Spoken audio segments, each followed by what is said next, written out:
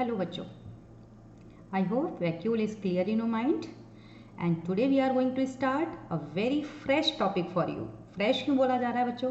क्योंकि इससे पहले आपने ये टॉपिक किसी भी क्लास में नहीं पढ़ा है. जैसे कि सेल तो पढ़ते चले आ रहे हो, ओके, माइटोकॉन्ड्रिया भी पढ़ा है, क्लोरोप्लास्ट भी पढ़ा है, सब कुछ पढ़ा है, लेकिन ये टॉपिक आपके 9th क्लास में ही लास्ट ईयर से इंट्रोड्यूस हुआ है. ओके, तो 2 साल पहले जिन बच्चों ने पढ़ा था उन्होंने भी ये टॉपिक नहीं पढ़ा है. तुम्हारे लिए तो बिल्कुल फ्रेश, एकदम ताजी टॉपिक है और इजी टॉपिक है, इंटरेस्टिंग टॉपिक है. ओके बच्चों, तो टॉपिक क्या है लिख देते हैं, cell division. Okay, cell division. What is cell division? होता क्या है? सीधी सी बात है, डिवीजन है तो सेल क्या करेगी? डिवाइड करेगी. ओके, तो what is cell division? Cell division is the process by which single parent cell forms 2 daughter cells or 4 daughter cells. Okay, और फॉर्म्स डॉटर सेल्स. नंबर हम नहीं काउंट कर रहे हैं. ओके, तो क्या लिखेंगे cell division? It is the process by which cell, कौन सी cell? Parent cell. By which parent cell produces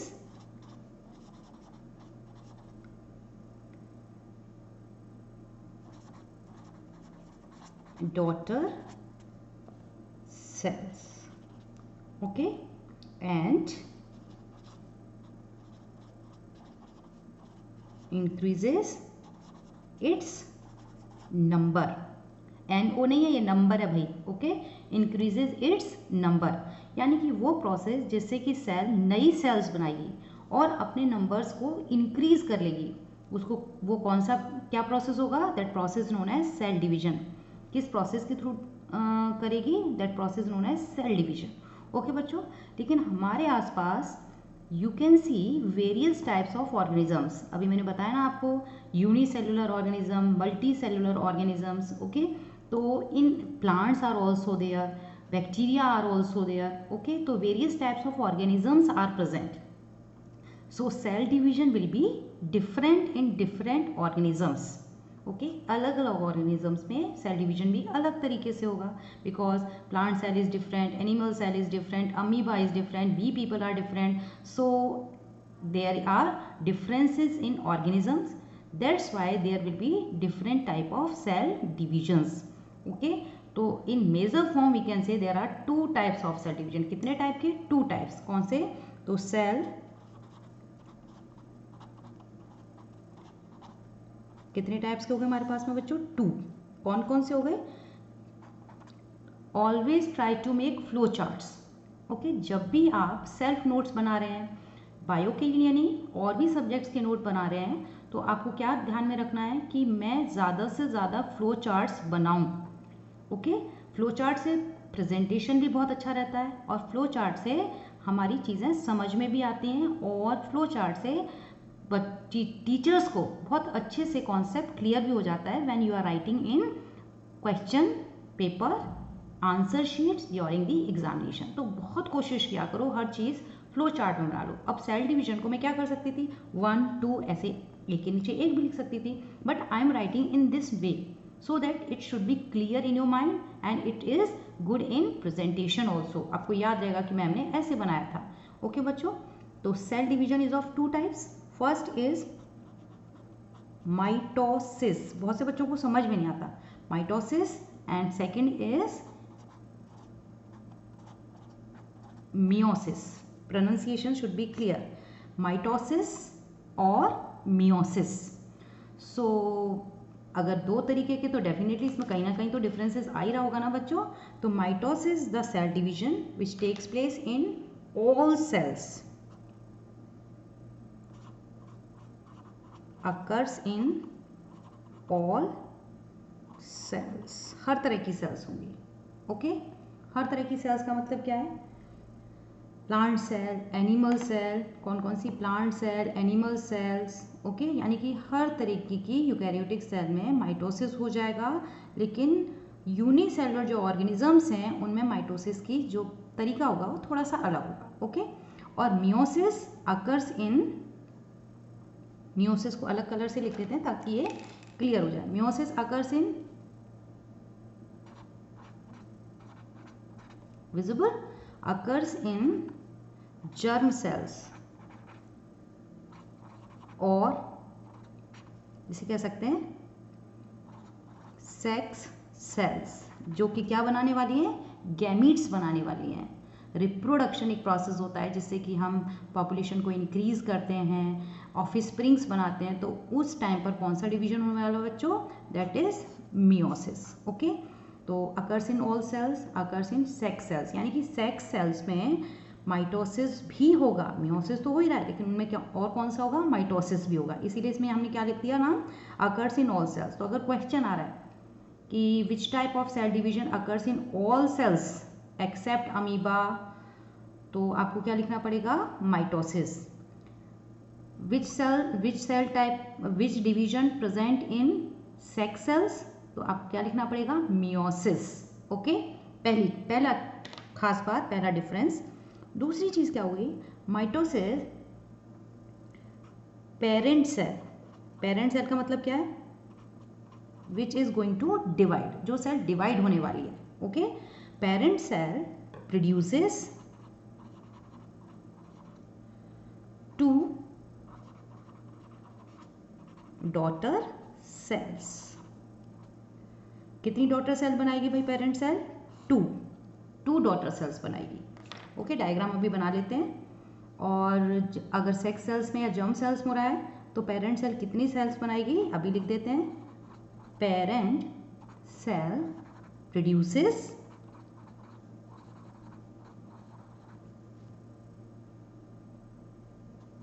गलत हो गई स्पेलिंग, प्रोड्यूसेस ऐसा है, प्रोड्यूसेस क्या, यस, 4 डॉटर सेल्स, ओके। कितनी, 4। तो यहाँ डिफरेंस आ गया कि नहीं आ गया। अब और क्या हो सकता है डिफरेंस, यस, वेरी गुड। यहाँ पर बहुत ध्यान देने वाली बात है, क्योंकि यहाँ ये चीज़ तुमने सुनी नहीं होगी, ओके, कि क्रोमोसोम